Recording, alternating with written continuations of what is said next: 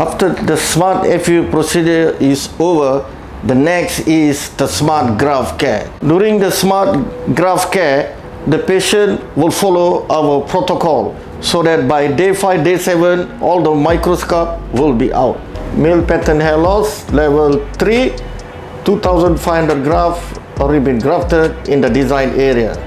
So this is the frontal temple angle, this is the frontal temple angle, all the grafts are inside this design, and today is day 1, no bleeding, there's no any dislodgement, there's no swelling, patient is already progressing well and is already healing.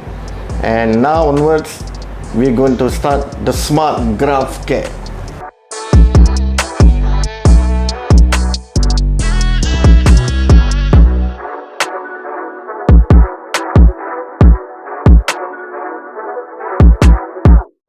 Thank you, Gorgeous.